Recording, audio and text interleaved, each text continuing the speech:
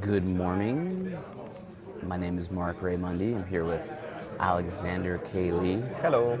It is the UFC on Fox 30 weigh-ins from Calgary. We are jammed into this tiny ballroom at a Calgary hotel, awaiting the fighters to come in and step on the official scale for Saturday night's card from Scotiabank Saddledome, just down the road here in lovely Calgary.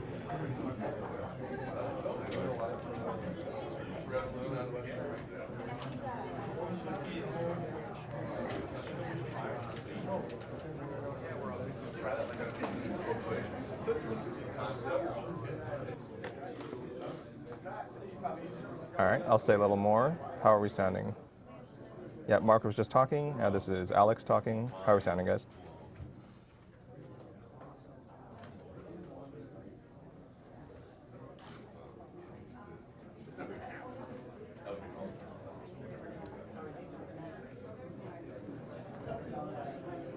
No one is talking. Okay. Oh, sorry. I'm talking right now. Sorry, excuse me. I had to clear my throat. This is Alex talking right now. Just getting ready for these weigh-ins. Some discussion up front. People look happy. I'm unmuted. Okay, Casey's in here. Marc is not talking yet. We're checking our audio now, making sure that you guys can hear us as we await the fighters, who I believe are starting to filter in now. And Alexis Davis is first up. This will be a flyweight. It's a flyweight bout on the prelims of the UFC on Fox 30 card. And the opponent, of course, is Katlyn Chookagian. Davis, of course, a former 135er who has made the drop down recently.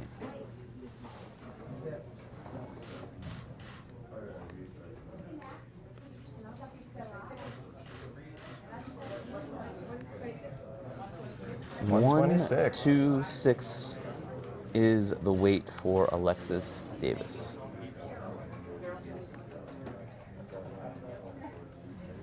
All right, we're off to a good start. It's still early, Alex. First one for one. Up next, Cajun Johnson, Cajun Johnson. who meets Islam Makhachev on the prelims. Cajun is the man the UFC just cannot get rid of. They keep giving him tough matchups. He keeps knocking them dead. So, but this is another super tough matchup.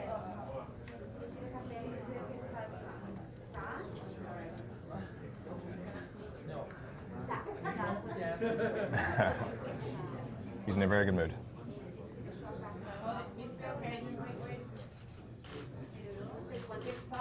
$155. Cajun Johnson hits 155. No problem.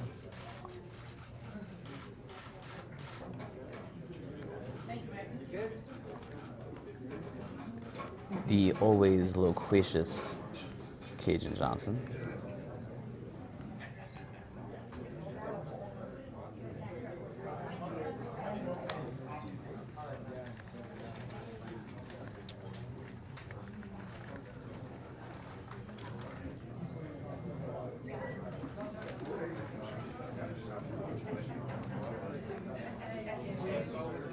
As you mentioned, Alex, Cajun Johnson's won 4 in a row. And here comes Alex Morono.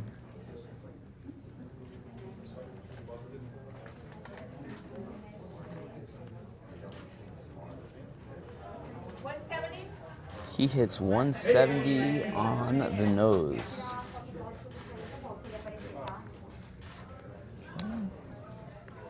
He, of course, faces Jordan Mean in the feature fight of the prelims. Jordan Mean, more Canadian content.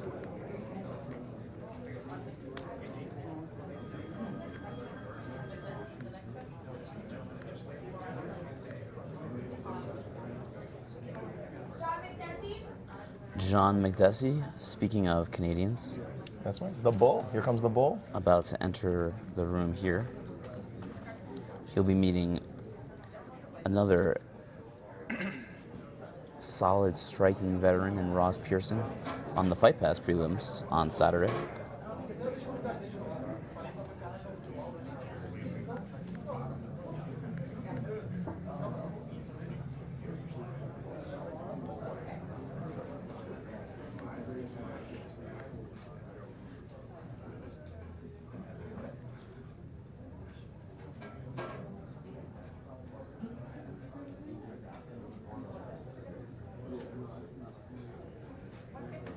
One 155 for John McDessie.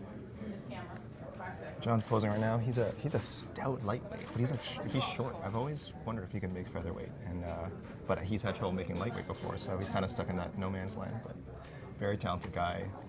Are you advocating for someone to do an extreme weight cut, Alex? I would never do such a thing. This is strictly speculation, conjecture, discussion, something for our viewers at home to talk about. I heard that you put the con in conjecture. Is that true? Ross Pearson coming into the room now. Right after his opponent, John McDessie, weighs in. Pearson will step on the scale.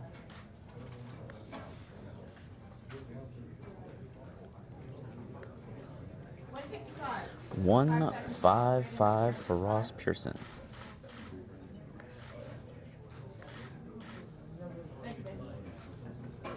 And the room is so crowded that I can't even see the scale or the fighter. Yeah, we can only see a little bit of scale, and our dear Esther Lynn at the front as well. We can see her. I was actually just throwing shade at my good friend Evelyn Rodriguez from Combache.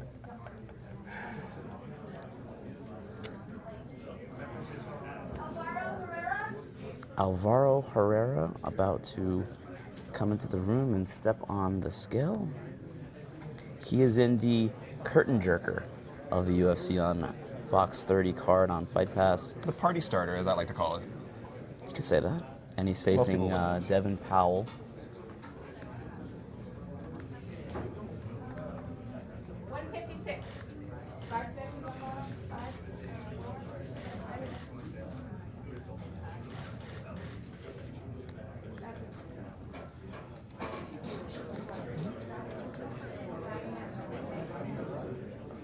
Always get this beginning rush of fighters who are lined up, ready to go right at 9 a.m. local time for the early weigh-ins, and then it almost always fizzles out, and we're always waiting for a handful for almost the entire 2 hours. That has been the formula for the early weigh-ins in recent weeks and months. These are the keeners, Marc. I love the keeners. I was a keener in school, in case you couldn't tell by my enthusiasm.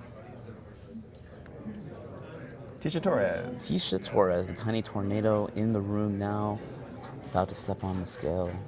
She, of course, has Joanna Jędrzejczyk on the main card Saturday night.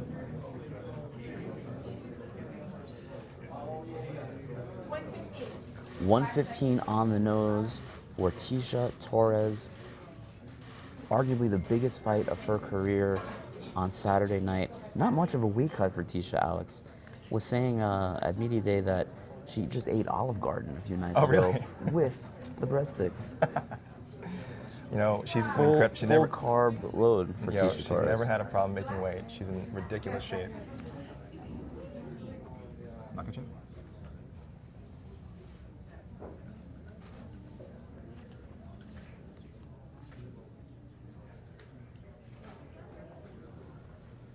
Yeah. Islam Makhachev in the room now with his training partner, Khabib Nurmagomedov. You might have heard of him. Makhachev hits 156 for his fight with Cajun Johnson on the prelims tomorrow night. Khabib Nurmagomedov gives him some water after the weigh-in, picks up his flip-flops like a good training partner would. We'll, of course, be hearing from Mr. Nurmagomedov later on tonight before the ceremonial weigh-ins for a fan Q&A, so tune in to MMAfighting.com for that as well.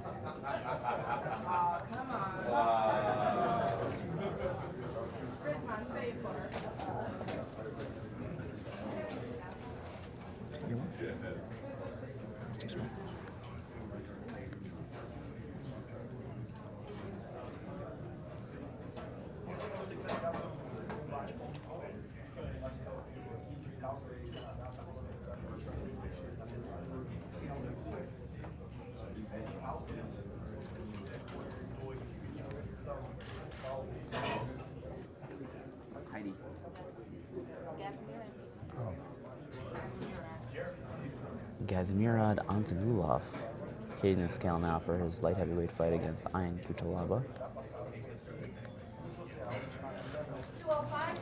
205 even for Mr. Antagulov.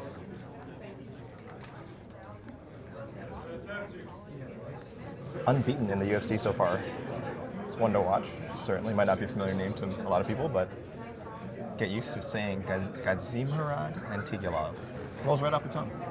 Don't forget, this fight was supposed to happen at UFC 217 at Madison Square Garden, but Antagulov pulled out with an injury, and then Cutelaba pulled out with a potential UFC anti-doping violation after the weigh-ins on that card. Yes, the Hulk, as he refers to himself, unfortunately. Devin Powell coming into the room now. Powell's facing easier for me to say, Alvaro Herrera, which shouldn't be a tongue twister, but apparently it was in the opener Saturday night. 155. 155 for Devin Powell. Our own Luke Thomas and Dan Segura are going to kill you for not nailing those R's on Alvaro Herrera. Or they're going to kill me for getting it wrong. It's too early for me to be rolling R's, unfortunately. Devin Powell, very talented guy from the New England area, just hasn't had luck in the UFC. Dustin Ortiz. Dustin Ortiz coming into the room. A very, very interesting flyweight fight on the UFC Fight Pass prelims Saturday night against Mateus Nicolau, underrated 25er. Ortiz is a bit of an underrated 25er himself.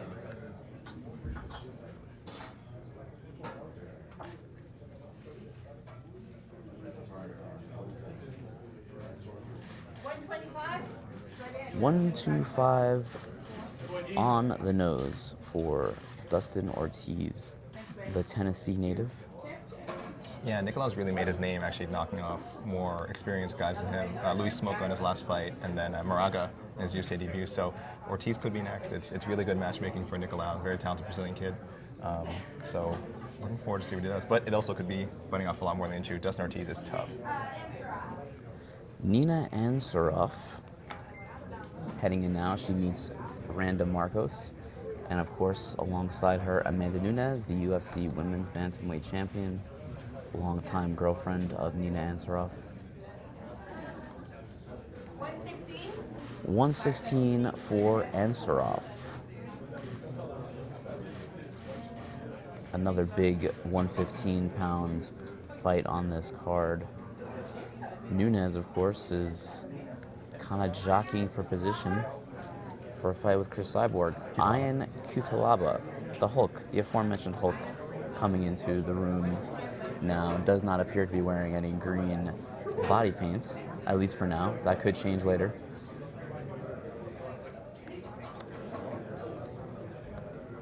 This is, of course, a light heavyweight fight.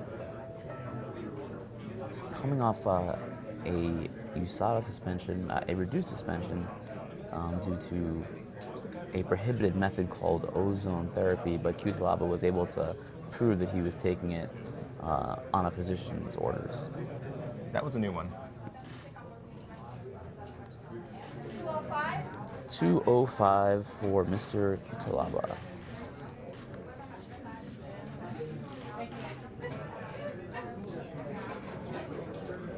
Interestingly, we're using the sliding scale today, not the digital scale for the official weigh-ins. Well, I think the digital scale is more accurate. Here comes Randa Marcos. Her opponent, Nina Ansaroff, just left the room a few minutes ago for this strawweight fight on the UFC Fight Pass prelims. Marcos, always a fan favorite, an adopted Canadian. Yes, originally from Iraq. We claim her, though. Definitely claim her as one of our own. She's a proud immigrant, too.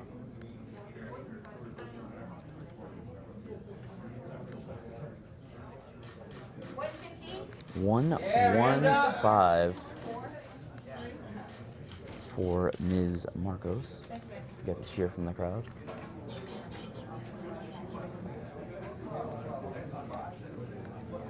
Moving along very nicely here. Don't want to jinx it.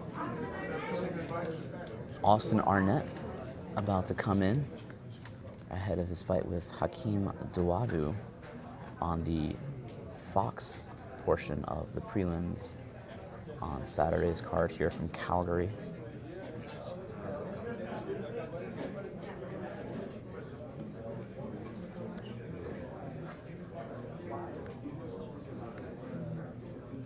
This, of course, is a featherweight bout, and he makes 145.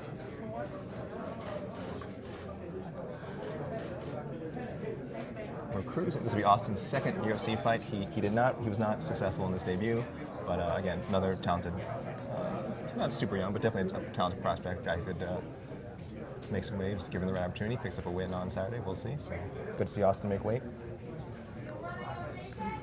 Here we go. Joanna Jędrzejczyk, one of the ones to watch on this weigh-in day because of her struggles in the past, but she says she has been good to go all week. Seems to be in a positive attitude and has a smile on her face as we await her to weigh in for her strawweight fight against Tecia Torres. Speculation that she would move up to 125 after losing both fights to Rose Namajunas. But no, she wants badly to get her belt back at 115.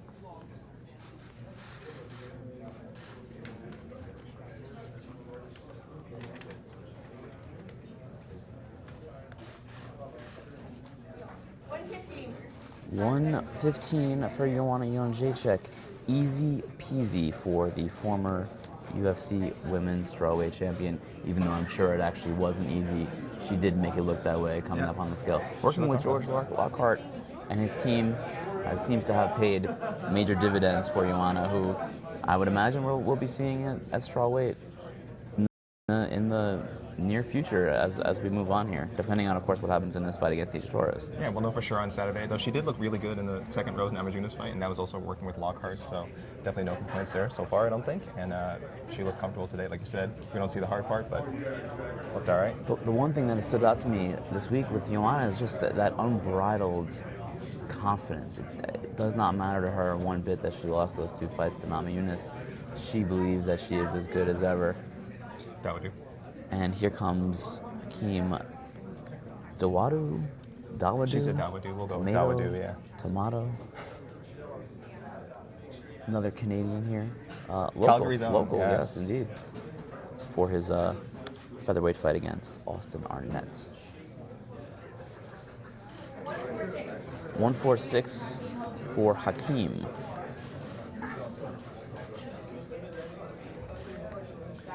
Hakim came into the UFC recently with a lot of hype behind him, and it didn't go his way. He was submitted very quickly, but it looked like one of those situations where he just got caught, and hopes are still very high for Hakim, especially getting a fight in Calgary. So we'll see if it's a different story this Saturday.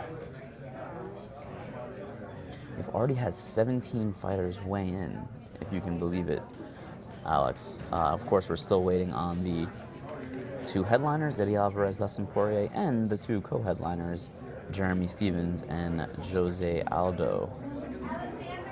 And here comes another main card fighter, prospect, Alexander Hernandez, who I am very excited about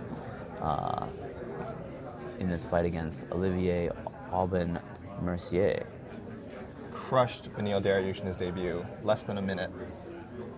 And now he gets another fairly high, I would say a top 20 lightweight. And we'll see how this kid turns out, but certainly showing a lot of promise. Looks to be in great shape right now. Potential future star here in Alexander the Great as he steps on the scale for UFC on Fox 30.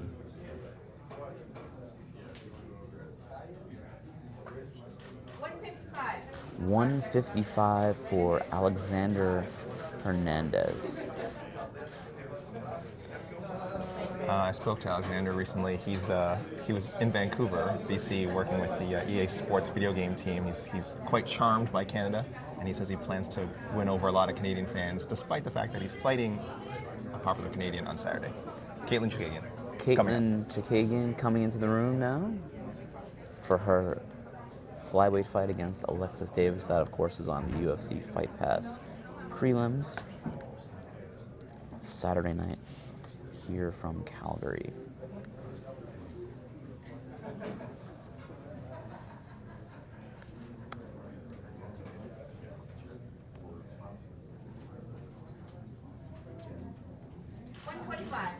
$125 for Chikagian, who of course comes from New Jersey, trains with the likes of Frankie Edgar and headliner here in Calgary, Eddie Alvarez.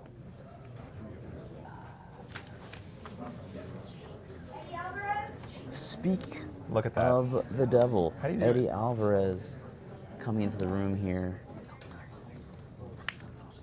The headliner of this card, the former UFC lightweight champion, facing Dustin Poirier Saturday. Stepping on the scale.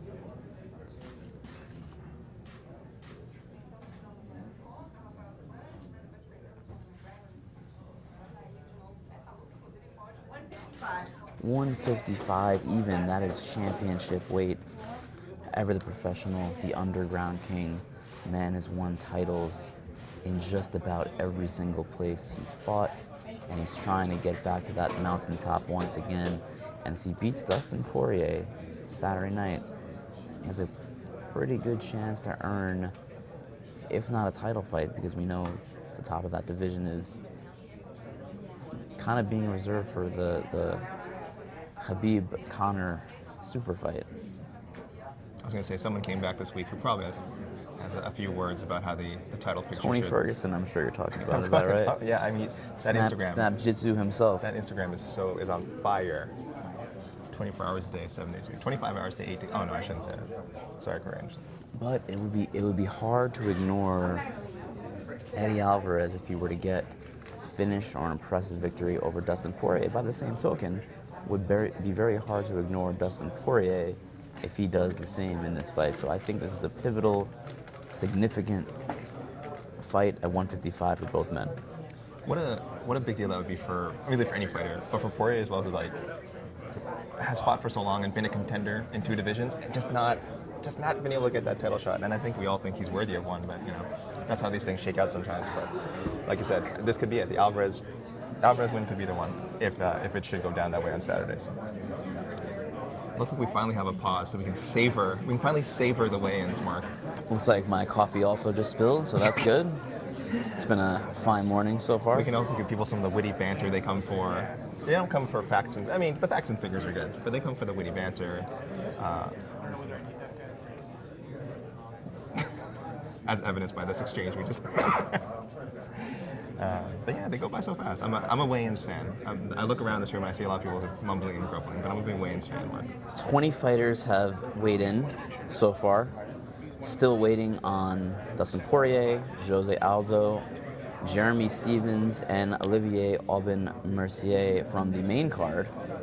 From the preliminary card, we're waiting for Jordan Meehan and Mateus Nicolau, but that's it. Only 2 prelim fighters have yet to weigh in. I'm not sure what that means, but it looks like we're heading into a little bit of a break right now. It is 9:23 a.m. local time, so we got just about 20 fighters done in 20 minutes. Not bad. And I brought up earlier, Alex, the sliding scale, the manual scale rather than the digital scale, and I feel like because there's almost a bit of interpretation when it comes to the sliding scale, that more fighters make weight on the sliding, the meat scale, the old school scale that when you go to your doctor's office you might stand on it, rather than the digital scale, which is pinpoint accuracy for the most part. I'm sure the fans appreciate that too. It's like, as much as we all want things to be accurate, I do often see fans saying not wanting to quibble over, a 0.1 of a pound, 0.2. Though I do think those things matter. So I'm not advocating for either scale, but I would say sliding scale is certainly a fan favorite and has that good old school vibe, and people enjoy that. So. I just hope we can get to a point, regardless of what that solution might be, as to where we can go into one of these early weigh-ins and not have to feel like we're walking on eggshells and entering the room, wondering who is going to make weight. Will there be any drama? Will all of the scheduled fights go down? It seems like this is a card where there are not any potential red flags or landmines, but you never know. You just never know how it's going to go. Some fighters, it has to go 100% perfect because the weight cut is so difficult that if one little thing goes wrong, if something's amiss, if they're a little sick, if they have the sniffles, if they have a cold, it could send everything off track and lead to potentially bad consequences. But that is apparently where we're at right now in the sport. Yeah, I also long for the day when weigh-ins just shouldn't be this suspenseful. You know, they should be a formality like they've been. I don't want to say no boxers ever miss weight, but I mean, it's certainly not as huge of a story in boxing, not as much of a worry. It's because, if anything, for us, it's become, I think a lot of people expect one or two people to miss these days, and it's like a relief when they don't, when it's like kind of the opposite of boxing. Like someone misses weight, it's a big deal. Here, it's becoming when someone doesn't miss weight in a UFC event, it's a big deal. So that's very backwards, not the way it should be. Yeah, what's the solution? We don't know, right, Marc? It's certainly not an easy solution. It would take probably the implementation of many regulations. One of the hot topics this week has been the hope, the want, the thought of a 165-pound division in the UFC. Right now, there's 155. It's a big jump to 170. And a lot of fighters, Kevin Lee is kind of leading the charge to get a 165-pound division in, and had a very passionate discussion about this with Lou Thomas on the MMA Hour on MMAfighting.com earlier this week on Monday. And saying stuff like, well, we're waiting for someone to die essentially in order to make real change. Mm-hmm. And there are people who do actually, unfortunately, believe that it will take some kind of terrible tragedy to happen until real changes are made. And that was the catalyst in Asia when One Championship in 2015 completely overhauled their weigh-in protocols because a fighter passed away, sadly, which it should never have to get to that point. He was only like 20 years old too. Yeah, it was very unfortunate. The funny thing is, I see people who are saying like, "Oh, Kevin, just fight at 170, fight at your natural weight," and I'm thinking maybe his natural weight is 165. I think we've been brainwashed a little bit into accepting the weight divisions the way they are, and I know it's neat and people like them, and a lot of MMA fans are always like, no, anything that pushes us to quit, and I hear him mention boxing again, but becoming more like boxing. They don't want, boxing has so many weight classes, we don't want that. I've never understood, why don't you want more weight classes? They make it so more fighters can compete against each other in different weight ranges, so that's always been strange to me. I do understand, I'm someone, I understand, I don't like change, but sometimes changes are very good for the sport, so if new weight classes are what it takes, again, just like I said, 165 seems to be the one people are calling for most. Cruiserweight's another popular one, 225 that people talk about. Why not? Why not if it means more compelling matchups, hopefully less people cutting insane amounts of weight, though there's always going to be people trying to work the system. And and it means more titles. It's fine. It's, people will get over it, people will learn. There's nothing wrong with that. So more weight classes, I'm for it. I'm not in love with it, but I'm for it. I think when people say that boxing is watered down, and they say it's because of the weight classes, I think that's incorrect. I think that they're kind of conflating the greater amount of weight classes with the fact that there are multiple titles in all of those weight classes among many different sanctioning bodies. That to me is what has damaged boxing, not the amount of weight classes, the amount of titles in each of those weight classes. There are very few undisputed champions who have every title. There's all the sanctioning bodies, WBC, WBO, IBF, et cetera, et cetera. To me, that has been more of an issue in boxing than the amount of weight classes. But I will say this, just adding new weight classes is not enough to fix the problem of extreme weight cutting. It needs to be a multiple-fold, a multiple-pronged attack against extreme weight cutting. Just adding weight classes is not enough, and I've heard people say, well, if there's a 165 division, that means fighters at 170 are going to cut to 165, and you know what? That is probably true.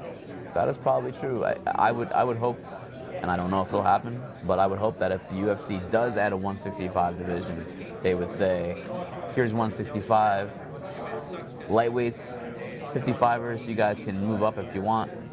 45ers can then move up to 55, if they feel they need to do that. But no one from 170 can move down to 165. Just cannot do it. Because I believe for the most part, and this is a general statement, but and there are some fighters who are walking around at the weight that they fight at, or at least close to it. But for the most part, fighters are cutting as much weight as they possibly can, and for 170, for any weight class, and a cut of another 5 pounds. Although it might be tempting to some, don't want to see that happen. Yeah, we talk about it all the time, like culture change, pardon me, culture change, or paradigm shift, things like that. And it has to come, like I said, it can't just be one thing, and it can't just be one side. It can't just be the UFC agreeing on this. It can't just be the commissions. It has to be the fighters as well. Have to get on board. I know it's an individual sport, and none of these fighters owe anything to each other. So if one guy thinks, well, I can cut the weights, the extreme weights safely, and he can't, too bad for him. It just doesn't help anyone. And again, I don't know how you open up these lines of communication and get everyone on the same page, but that's a huge part of it. And until we see, until we see that, and a little more just coordination and agreement between everyone involved in the sport, it's impossible to make long-term change. So, I've talked to many fighters about weight cutting for over many years now, and the consistent response is always, we don't want to have to do this. And this is what fans don't necessarily understand, or they don't want to understand. Fighters don't really want to cut 20, 25 pounds, 30 pounds, but they feel like they're at an inherent disadvantage by moving up in weight, because people in that weight above are cutting down that same amount, and they're going to be much bigger. And that in itself is a health risk as well. You don't want to be going into the cage with someone who may have 15 pounds on you or 20 pounds on you. That's not safe either. So I understand what fighters say when they say, well, if I move up, I'm going to be facing guys who are massive, who are 6'2", 6'3", and I'm 5'10", fighting in this weight class now, and I'd be at a huge disadvantage. I totally get that, and that's why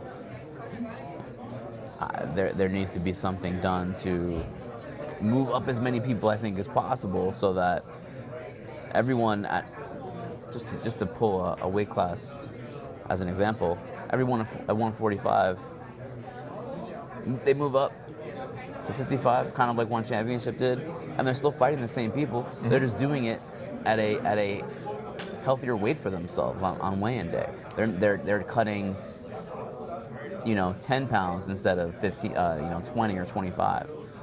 There's always going to be some form of weight cut, yep. and it's a weight cutting sport. It's a weight class sport, so there'll always be something. But the percentage of weight that you're supposed to drop, that you're supposed to dehydrate, really from yourself, according to doctors, is, really 4% is what doctors like, but they've kind of compromised. It said 8 to 10%. California. The UFC Performance Institute said that you really should not be gaining back any more than 10% of the contracted weight on fight day, but we know that's happening at a pretty, the UFC, I would say half of the UFC roster probably comes in more than 10%, somewhere along those lines.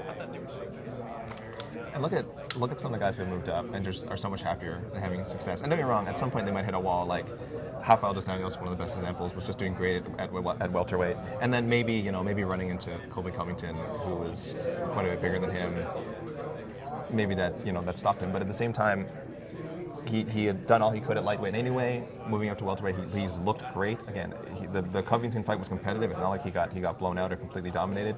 So. And Anthony Smith just recently also moved up. His weight cut was just ridiculous. There's a lot of stories. Read stuff about Anthony Smith that's floating around out there. Sorry, there's a great article this week. The name escapes me, but definitely check Anthony Smith's stuff out. And he cut an insane amount of weight. And when you hear about it, you'll just be like, this sounds stupid. Why would anyone do that? And then go fight another human being. So there's definitely bands moving up. But like you said, the whole weight cutting thing is dumb because everyone's trying to get an advantage, but when everyone has an advantage, no one has an advantage, if that makes sense. So It's gone from trying to gain an advantage to not wanting to be at a disadvantage if you move up. It's basically playing defense at this point, and it shouldn't be that way. It shouldn't be that way. If you look at, and now California is going to be releasing the fight day weights of these fighters, and they're going to be doing it next week for UFC 227 in Los Angeles. And if you look at some of these fight day weights, for the most part, the two fighters in their respective fights are coming into fight day at just about the same weight. So they're starting their weight cut at a very similar point. They're both dropping 20, 25 pounds, killing themselves, dehydrating to hit the scale. They weigh in the same, and then if I did it the same weight, why not? What are we doing? You know, if they're the same weight walking around, why not fight closer to a more natural weight where you're not depleting yourself? And look at the middleweight division. Robert Whittaker versus Kelvin Gastelum is the next title fight. Both of those guys were welterweights. They moved up. They're having incredible success. Anthony Smith, as you mentioned, is kind of the latest person to do that and find a ton of success. Hey, how about the guy in the main event who we're waiting to weigh in this morning, Dustin Poirier, who has been a monster at lightweight since moving up from featherweight, where he had, he was up and down at featherweight, moves to lightweight, and has looked absolutely fantastic. There are examples of that across the UFC in multiple divisions.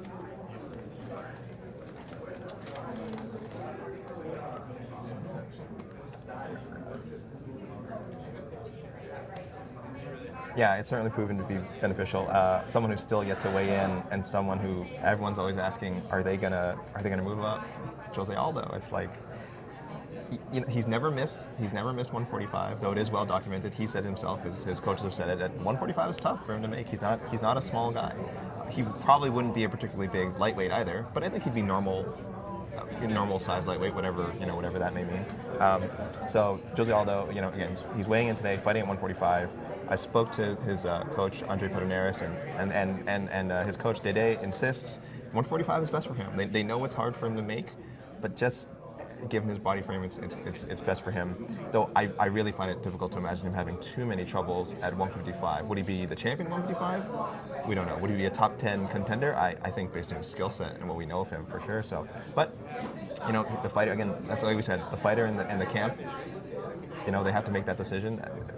We're reaching a point, hopefully, where some days commissions have a little more control over at least being able to suggest fighters move up weight classes, but we're not there yet. I know that's coming along.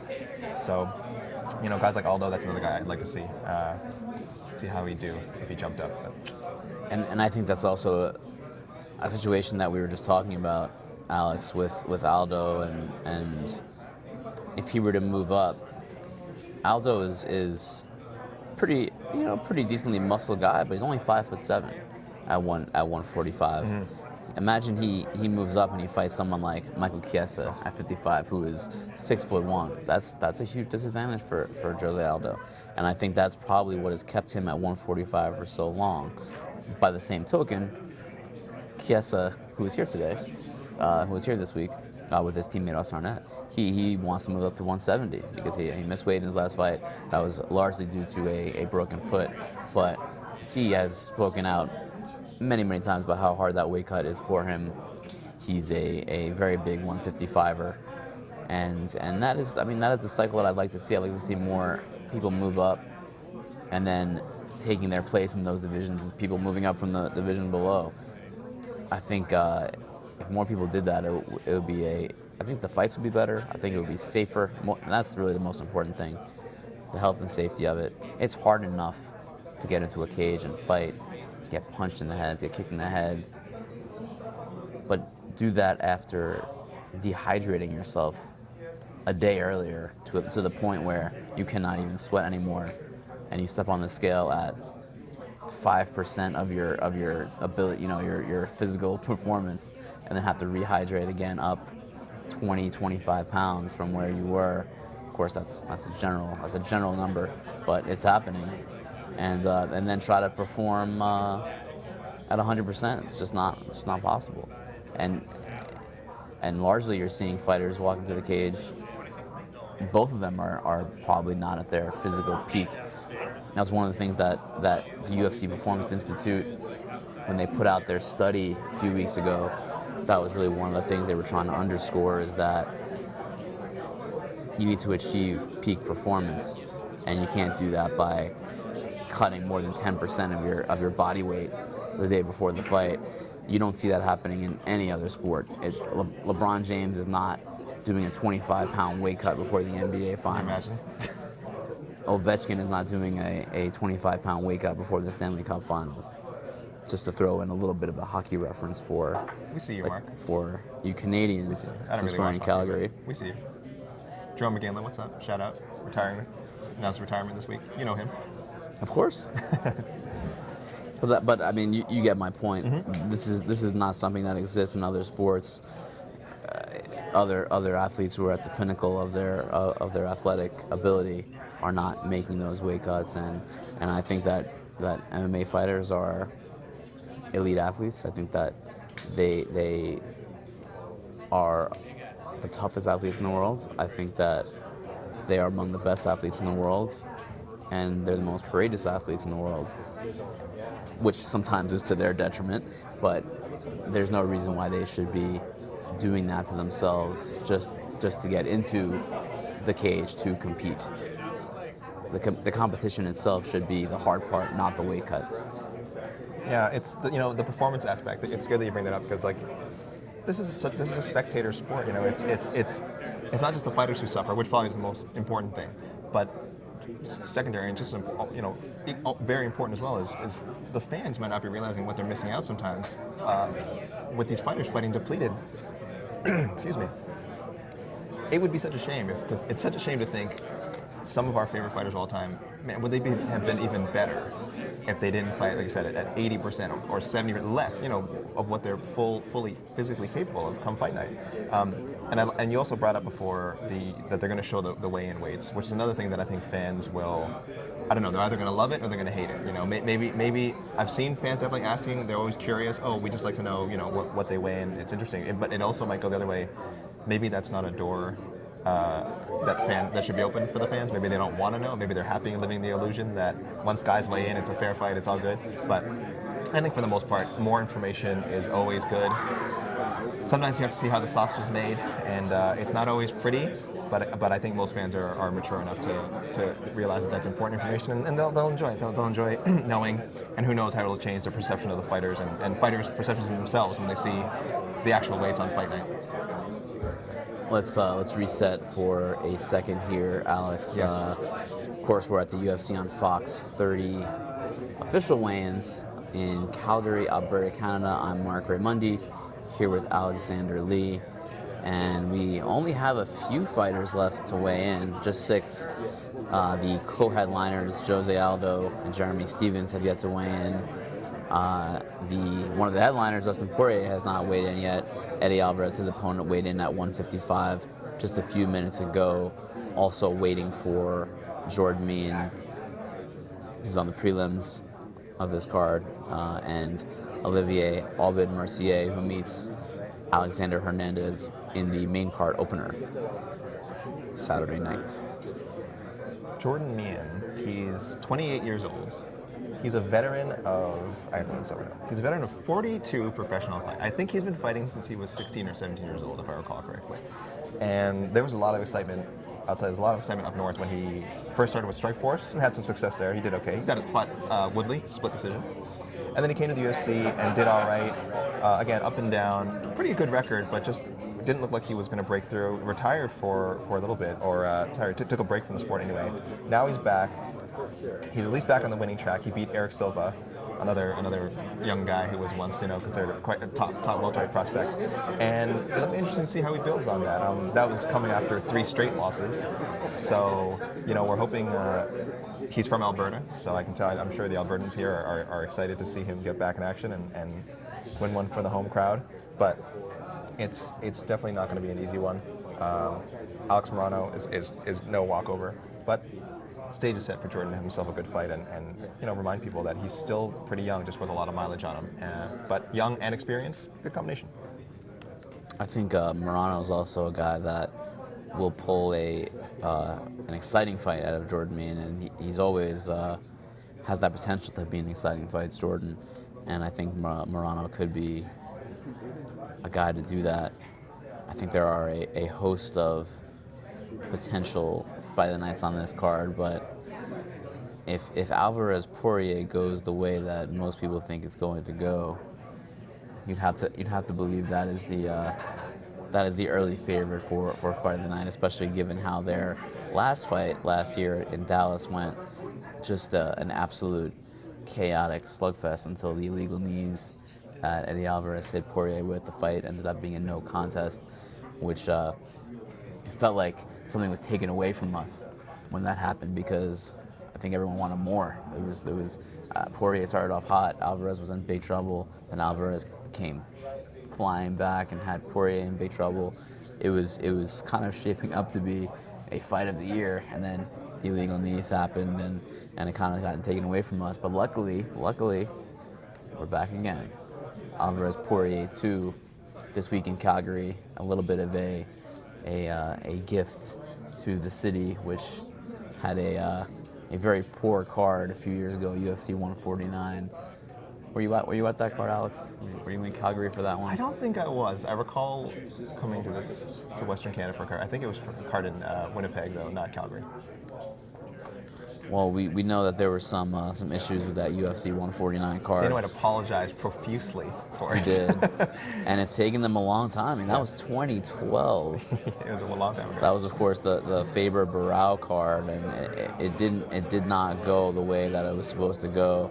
It was initially supposed to be, I believe, Jose Aldo, right, on this card. It's not this card, of course, he's on this card, but the UFC 149 card.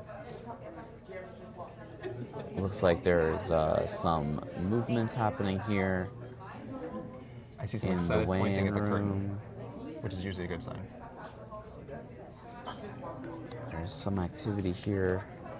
Again, we're at UFC on Fox 30 official weigh-ins in Calgary. I'm Marc Raimondi with Alexander K. Lee for MMAfighting.com. Waiting on 6 more fighters to weigh in. Eddie Alvarez is good to go at 155 pounds in the main event. And it looks like a towel is coming out. Why not the hoop? Where is the hoop? We gotta get a hashtag going for this. I think we've tried before, but we never agreed. Like hoop for all, hoops for all.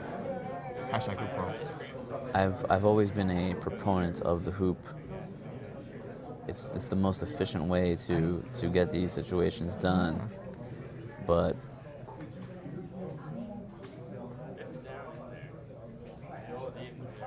I guess the towel is old reliable. I can't imagine they don't have. Oh, no. This is a part of the way I see a lot of activity. Here, there's a little bit of a buzz going. Okay, they're. It looks like they're working out now exactly how to hold the towel. The logistics of the towel. Who will hold it? Minimum exposure, please. There we go. Someone's gone.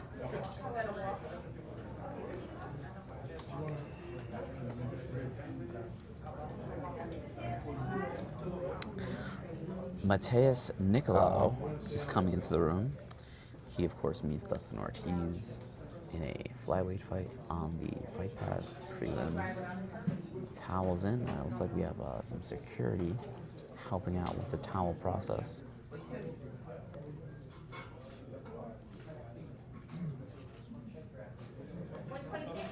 $126 for Mr. Nicolau. And that fight is official flyweight. Dustin Ortiz versus Mateus Nicolau. All good. Was never worried. Mark. Was never worried. All right, back on scale. Is he dressed now? All right, Now he may wait. Now he gets to enjoy and pose. When this security guard came to work today, Alex, I can bet you that he did not expect to be holding a towel up for a disrobed UFC fighter, but you never know what could happen in Calgary, Alberta, Canada. But what did he get into this business for then? Jordan Mean in the room now. We're back in a bit of a rhythm. He, of course, meets Alex Morano in a welterweight fight. Featured prelim on the Fox portion of the prelims. That's right, the prelims will be on Fox, not FS1 for this card. Worth noting.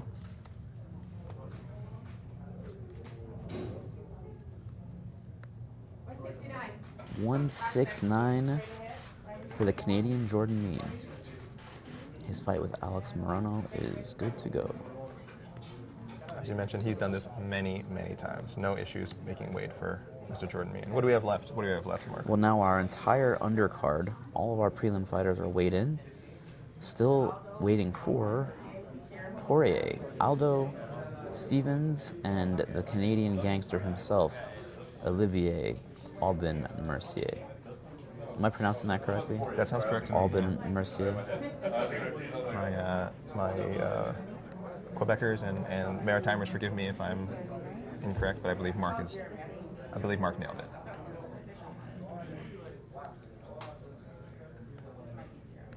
Looks like we're in for possibly a bit of a break. Commission officials have left the room.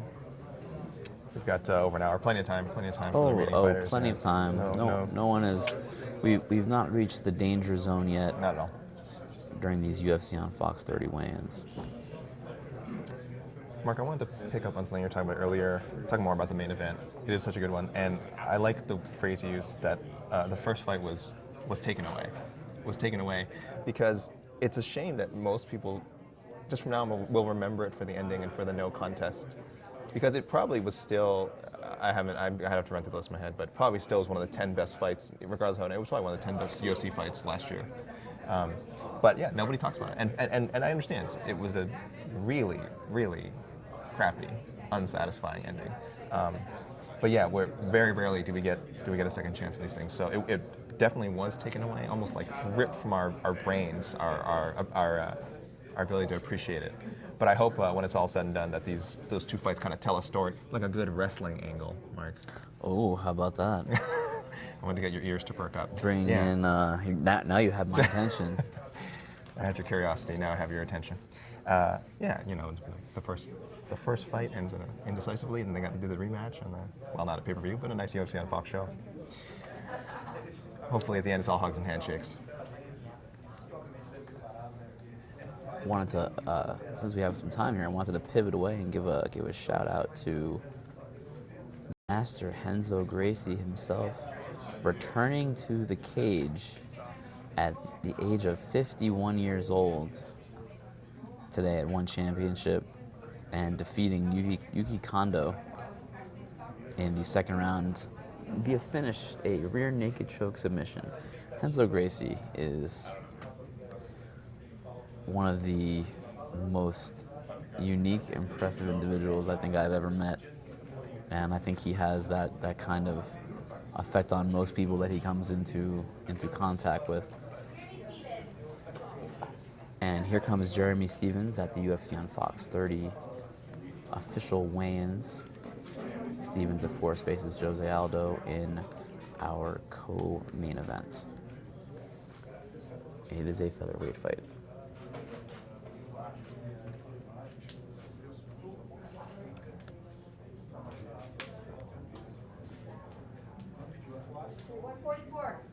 $144 for Jeremy Stephens.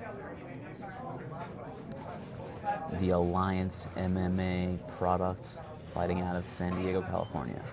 Speaking of guys who've done this before, 29th UFC fight, now tied. Well, when Saturday rolls around, now will be tied for the record for most fights with Jim Miller and Michael Bisping. It has been incredible how Stephens has remained durable, remained relatively injury-free to accumulate that level, of fights. And if you look at that list, Alex, of the fighters who have the most fights in UFC history, there are very few of them that are still relevant in terms of title contention, and Jeremy Stephens is still there. He's very much there, and a winner over Jose Aldo would, I mean, the featherweight division is in flux a bit. We don't know the future of Max Holloway. We wish him very well. But if Jeremy Stephens can win here, he can make a case certainly that, if not the number one contender, he is right in line for a number one contender type fight. Brian Ortega is the number one contender. Most people would agree he was supposed to face Max Holloway at UFC 226. An appearance here from Lene Breckenridge, UFC public relations extraordinaire. And she's now leaving the room because she's likely afraid. You embarrassed her with your comments. I mean, just being honest. No, you're nice. Very nice. Anyway, yeah, so Ortega supposed to fight Holloway. We know what happened there. Holloway pulled out a few days before that fight in Las Vegas a few weeks ago due to concussion-like symptoms, which kind of leaves the division in a weird place. But the winner of this fight, whether it be Stephens or Aldo, can slide right in there, and I don't know if they'll do an interim title. I mean, I think most of us by now are kind of sick of these interim titles. If you look at MMAfighting.com this morning, a few of the UFC on Fox 30 fighters spoke to you, Alex, yesterday about interim titles and how they feel. They're not really big fans of those distinctions. But either way, I believe the Stephens-Aldo winner has a good shot to either get a title fight or a title eliminator fight in the near future.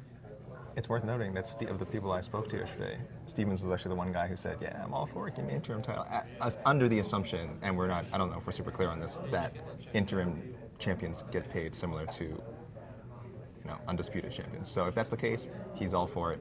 And yeah, he was the lone guy. So definitely, can you imagine fight number 30 or fight number 31 in Stephens' career being for a title? It sounds like impossible, based on what we know about the UFC and how matchmaking works and how contenders are built up. But like you said, that's the reality of the situation, for better or for worse. And it would be, it'd be great for a guy like Jeremy, who's had so many ups and downs, has a relatively inauspicious looking record. He's 15-13, and I know people are going to laugh at that, like, oh, he's just 2 fights above 500. But I don't think they realize how difficult that is to be able to hang in there. Maybe it helps he's in good standing with the company, but at the same time, he's still the guy that has to go in there every time and fight and win or lose, and then sometimes lose and come back, which is the most difficult part. And here he is, 3-fight win streak. And I did not think, if you had asked me a year ago or 18 months ago, Jeremy Stephens in title picture, I would have said unlikely. And now it could be 1 fight away. Yeah, I mean, he's won 3 in a row. He has the violent finishes over Doo Ho Choi and Josh Emmett in his last 2 fights. I thought he looked as good as he's ever looked against Gilbert Melendez at UFC 215 last year. Just a stone's throw from here in Edmonton. So we know that Jeremy Stephens has a little bit of success here in Alberta. Success and certainly support from the crowd. The open workouts were supportive for everyone. Stephens was definitely one of the favorites. He had a hard-hitting workout. No surprise to anyone, man. I think I saw his trainer have to shake his hand off a couple of times. But Calgary crowd has been great. I got a shout out to the Calgary crowd on the stream right now. Very supportive. Looking for a crowd that hasn't had a UFC show in years, which probably helps. But also the last show was lackluster. But enough time has passed, and people seem to have that, seem hungry for fights. They've definitely been given a very strong-looking card. So good to see they came out and supported accordingly. And open workouts have been great. People have been great. All I've been hearing from the fighters is how nice everyone in Calgary is. So good for you, Calgary. I'm very excited to see how the crowd is Saturday night, because I mean, if the open workout crowd was any indication, it should be an extremely, extremely hot crowd tomorrow night at the Scotiabank Saddle Dome. I think they're going to be really into it from start to finish. I really do. It seems like they're kind of starved for good fights, and there's the very high potential for some really, really great high-level mixed martial arts tomorrow night. Yeah, and I think this is how you book cards in cities like Calgary, is you put a lot of Canadian talent in there. No, not everyone's from Alberta, but they're definitely going to be supportive of the second fight in the card, Ronda Marcos. They're going to be supportive of her. They know she's Canadian. She's a proud Canadian. She's always representing. Alexis Davis, John McDessie. And again, this is just on the Fight Pass prelims. So there's so much Canadian talent, and that's such a huge thing when you're booking shows in Calgary, and people are like, oh, why go to Calgary? And it's like, well, one, it is a fine city and a fine Alberta, a fine province, and the fans are rabid. They're going to support Canadians. They're going to support fighters they like. Period. And that's why you come. And this is how you build up. I feel like this is how you build up stars. You put them in front of a crowd that you know is going to cheer for them, and people see that, and it gets them over. Again, to use some wrestling parlance. Keep trying to push this wrestling agenda. Are you a fan? I'm not. I don't know. Have you? Yeah. I dabble here and there. Are you a fan? Okay. Much to the chagrin of our fine, tireless editor Brian Tucker, who He loves it. the last thing he wants to hear on our weigh-in stream is a chat about pro wrestling. All I hear from Brian all week, and our readers on MMA Fighting, is please more Ronda Rousey clips from the WWE. That's all they always say. I want more WWE. I want more WWE coverage in MMA Fighting.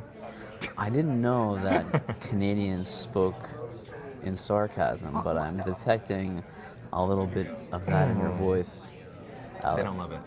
I'll tell you, now serious Canadian voice. They don't love it. They don't love all the Ronda Rousey coverage, but I think we've been fair about it. We've covered the relevant stuff. They're gonna love it when she comes back to the UFC in 2 years. Oh, do we have a prediction here from Alexander Lee? Ronda Rousey will return to the Ultimate Fighting Championship. I've always said she will one day fight again. How good will she be? I have no idea. But I think she will. I think she will fight again someday. Maybe after she's always talking about having a child. Maybe after she does that, and has accomplished a lot. You know what she plans to do in pro wrestling. But I wouldn't be surprised. A few years down the road, she will fight again. Fans, write this down. Friday, July 27th at 10:02 a.m. You want me to tweet it? Mountain Time. I'll tweet it. Alexander K. Lee, the K stands for quality, has predicted that Ronda Rousey will return to the UFC in the year 2021. I did not say a year. I said someday. You've heard it here first, ladies and gentlemen. 2021. Otherwise, I'm doing that shoey. Oh, do we have a bet?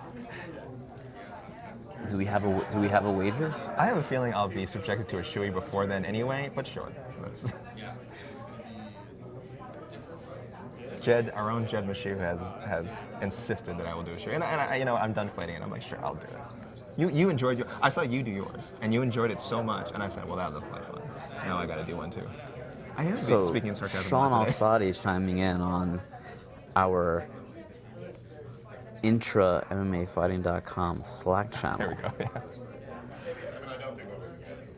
Yeah. That's a little bit of a long payoff though for the shoey. Yeah. There could be a whole other because dumb drinking trend by then So we can amend the bet, whatever the dumb drinking trend is around that time, assuming it's nothing like truly repulsive. Yeah, it won't matter because I'll be right. But. Are we going to do a UFC on Fox 30 wager? I don't think so.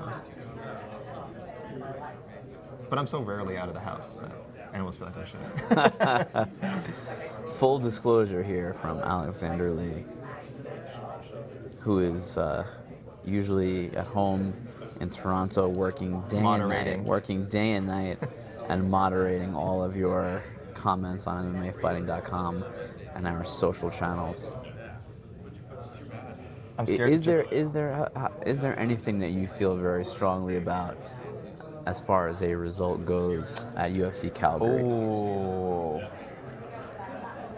that's a good question. What would be? Let's start this way. What would be a Calgary thing to bet on?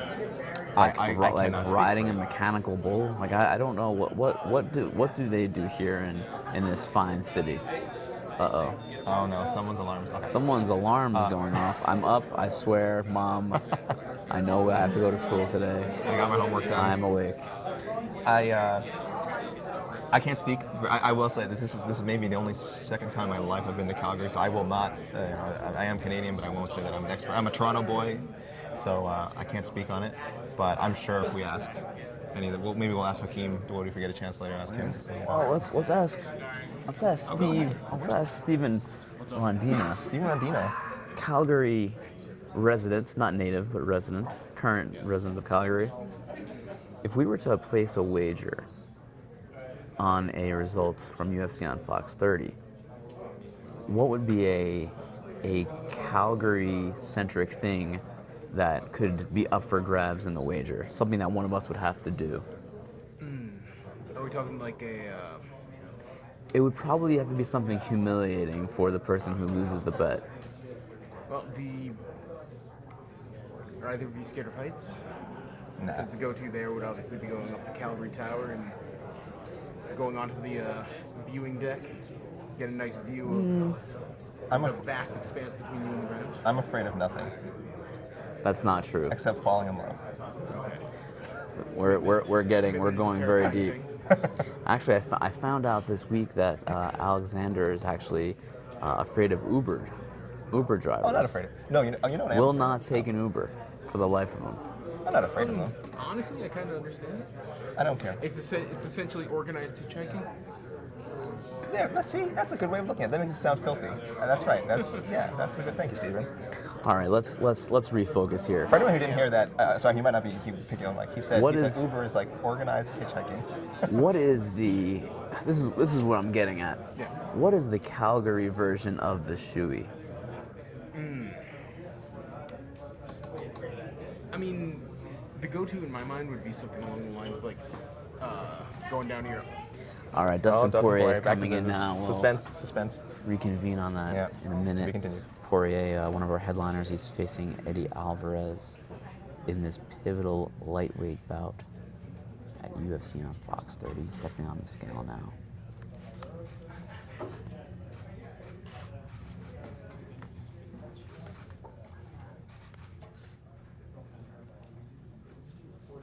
Você pesa lá atrás, viu? Uma balança lá atrás que eles conferem o peso, depois fica balançando. 156 for Dustin Poirier, the Diamond, Louisiana native, longtime American top team product. Giving back to charity this week, donating book bags with school supplies to middle school students in his native Lafayette, Louisiana, the same middle school where he and his wife went to. How about that? It's a juicy tidbit. Something that Dustin has been doing pretty much every fight now. He's found some way to give back to charity. If you listen to our interview with him yesterday from Media Day, which is up on MMAfighting.com now, kind of explained the origin of these charitable givings, why he's decided to do this. It all started when he was moving. He was cleaning out all of his stuff, and he had gloves from all of his fights going back to WEC. And he's like, I like keeping memorabilia from my fighting career, but 20, something gloves, what am I going to do with all these? So he decided to give them away to charity, and he's kind of caught that bug, and now one of his goals is to give back and try to make the world a little bit of a better place, doing what he can to kind of help, which is really all you can ask for someone. You can only do your part, and it's cool to see him doing that, and also he's very enthusiastic about it as well. Yeah, I think we mentioned before how many people would be happy to see him not just get a win here, but hopefully get a title shot sometime. There's not a lot of fighters. Jeremy Stevens is one of them we mentioned, but there's not a lot of fighters who fans have essentially seen grow up. Dustin Poirier even more so. He did the Fightville documentary, which I know a lot of people saw, a very critically acclaimed documentary, and that was when he was in his early 20s. He made his WC debut, if I'm doing my math right, I think he was 21, 22 years old, and then has essentially been under the Zuffa microscope since then. So everyone's got to see this guy develop. He's 29 years old now, and could finally be getting his first title shot. So, in addition to us getting to see him, there's also, like you said, he seems to really have matured and is known as one of the good guys in the sport. So, could be great for a lot of people to see him do the title shot. Also, recently, Poirier was named an American Cancer Society Spirit of Hope honoree, and he's actually going to be honored at a American Cancer Society gala next month, about a month from now. Incredible. So, just really doing a lot of good things in his community and beyond. What was your good deed for the week, Marc? Besides looking after me. I allowed you to come on this weigh-in live stream, And I with appreciate us. it. That is an act of a very solid act of charity.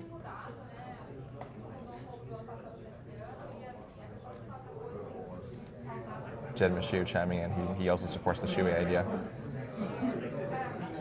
See, here's my thing. I don't think we can go to the well too many times with the shoey. No. I think we need to mix it up a bit. Although I did see last night a fan tweeted at Sean Al-Shadi and I. Apparently, there could be some serious health consequences, according to scientists and doctors, about doing a shoey, including staph infection. So I hope everyone realizes the danger that I was putting myself in by drinking that beer out of a shoe. Now Sean's saying singing bet. No, then if I lose, then everybody wins. So maybe that is a good bet, because they would get to hear my sweet voice on a live stream, or even just I could record an album, like a three song EP or something. I don't know. Okay, Nathan McDonald's, a fan, chiming in on Twitter. Calgary native, Is he being nice? saying that the loser of our wager should have to eat prairie oysters. What's wrong? Now, What's up with I'm gonna ask Steven. What's up with prairie oysters? Wait, is this vulgar? I don't know anything about oysters. They're not oysters. so according to Wikipedia, prairie oysters or Rocky Mountain oysters is a dish made of cattle testicles. No. Okay, now hold on. I will say, I could easily cheat here and feign fear, but like I said, I fear nothing. Let me put it this way. I come from a family and culture where we grew up eating anything. So, and if that offends anyone, I apologize, but I just say my particular family, we ate anything.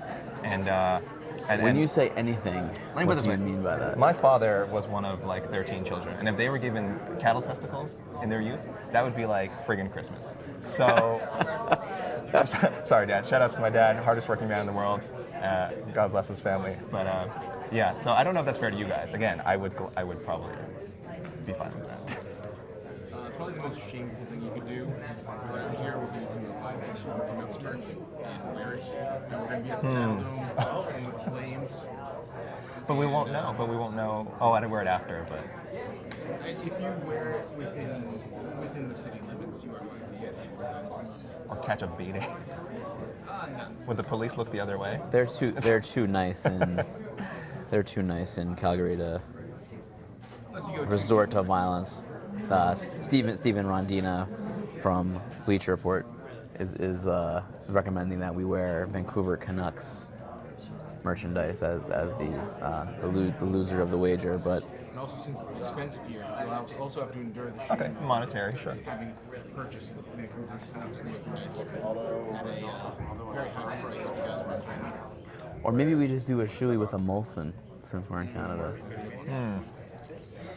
Anyway, let's reset here. UFC on Fox 30 official weigh-ins. It's 10:13 a.m. local time. I'm Marc Raimondi here with Alexander Lee for MMAfighting.com. Our main event is set.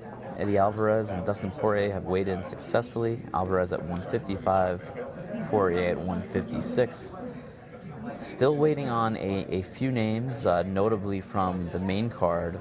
Co-headliner Jose Aldo, who is facing Jeremy Stevens in an important 145-pound featherweight fight, and Olivier Aubin-Mercier, who is also on the main card against Alexander Hernandez in a lightweight bout. Now the accent's And coming that is it. And that is it, right? That there's only That's it. Two people. two people left: Aldo and Mercier. Am I pronouncing that Olivier correctly? aubin-mercier. I was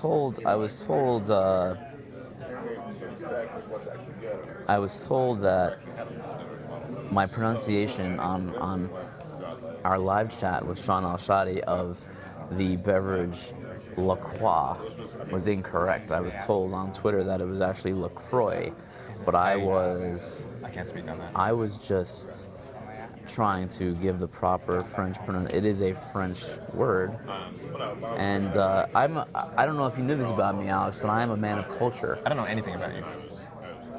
I'm a man of culture, and when I see a French word like monsieur, Mercier. I Yes. will Oui. I will pronounce it as such. Yes.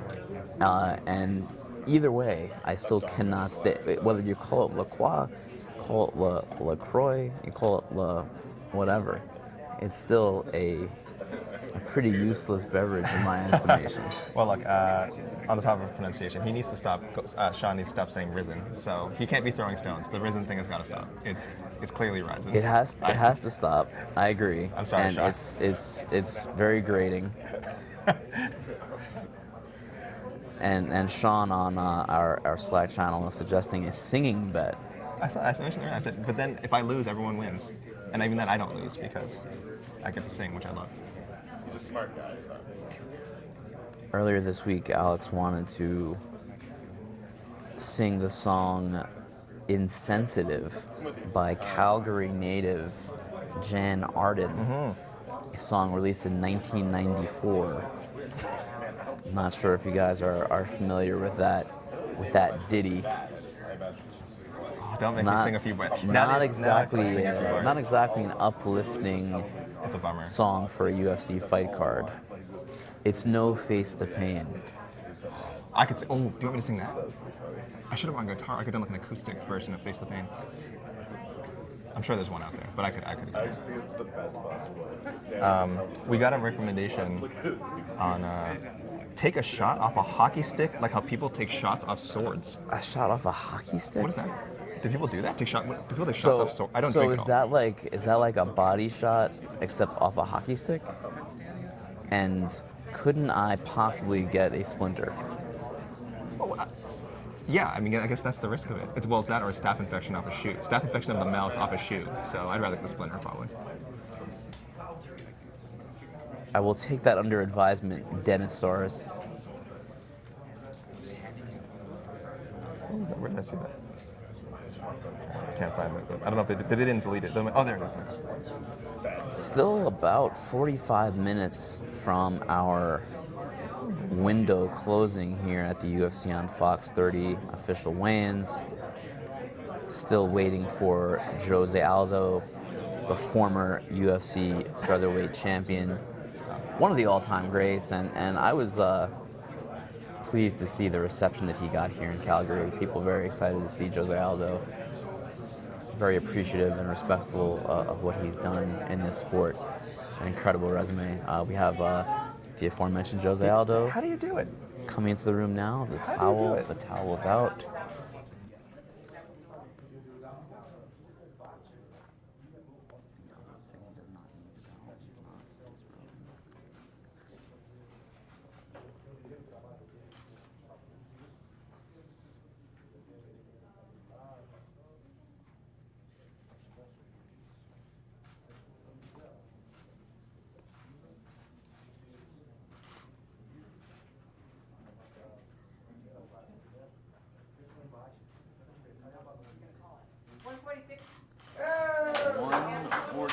Jose Aldo, our co-main event, is good to go. Aldo versus Jeremy Stevens at UFC on Fox 30 in Calgary. Aldo is never an easy weight cut for Jose Aldo. Does look a little bit drawn, does look a bit low energy. It's nothing that we have not seen before from Aldo, and then he comes out and he's his usual excellent self in the octagon. Most likely nothing to be concerned about. Yep, put off that move to 155 for another, for at least another fight. It doesn't look like he needs to do it. Doesn't look like he's interested in doing it. You were talking just before that about the crowd reaction, and you're right, it is really good to see because he's been fighting for so long, and you can tell I have a lot of respect for veterans. I have a lot of respect for people who just get in there, and I mean he's certainly done more than get in there. He's one of the most dominant champions ever, and some would say the pound for pound greatest fighter of all time. I know our own Jed Meshew is an advocate of that. I certainly think he's a great fighter, at least in the top 5 of that discussion. Why do you think Aldo is not a name that people always mention in that discussion? We've had this discussion a lot recently with Daniel Cormier now winning his second title, becoming the heavyweight champion, beating Stipe Miocic just a few weeks ago at UFC 226. He's a name now that is in that conversation. We talk about George St. Pierre being there. We talk about John Jones. We talk a little bit about Anderson Silva, people on that list. But Jose Aldo has a fantastic resume, and for whatever reason, it is no longer kind of something's not on the list, but he doesn't seem to get mentioned as one of those possible greatest of all time people. Why is that? Why do you do that in the South? You know, he's always saying that part of it is his outside of the cage image maybe isn't as provocative, isn't interesting as some of his peers. You know, Conor McGregor is one example. So even when he was coming up, his performances speak for themselves, and unfortunately, as we know in this business, that's not what always gets you the fame. You have to have some combination of it. Like we mentioned, George St. Pierre is always in there. He had the good fights in the cage. Though it's funny though, people seem to criticize him when he was active for going to decisions all the time. But he certainly was a strong performer, and also this mystique outside of the cage, and good interview and things like that. Good at cutting promos as well. A lot of memorable lines, and those go a long way. Jose, unfortunately, I think maybe the most memorable thing he did outside the cage is when he beat Hernandez and then ran to the crowd. But there's no soundbite to go on. So perception-wise, there's that. Also, I don't know why. I'm not sure if people don't understand how strong the 145-pound division is, but I feel like people overlook that. So maybe he's not getting credit for the strength of competition that he beat. And then, of course, there's recency bias. The Canadian gangster himself. Here we go, last one. Towel was out, but it's just to wipe him down. Because he is, in fact, a gangster. Aubin-mercier faces Alexander Hernandez tomorrow night on the main card of UFC on Fox 30. Wait. 156. Thank you. 5 seconds. 156 for Olivier Aubin-mercier. And I think that we're done. That's it? I think everyone has weighed in successfully. No hiccups, no drama. That's so fast. No singing from Alice. Oh man, I was just warming up. Most importantly, everyone has hit the mark at 10:22 a.m. local time in Calgary.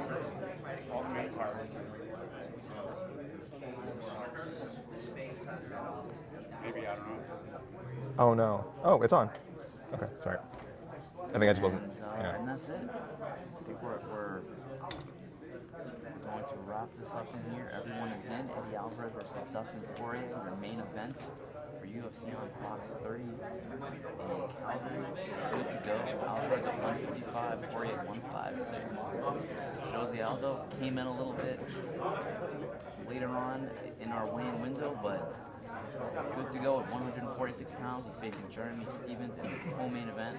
Big time featherweight fight. Both those men.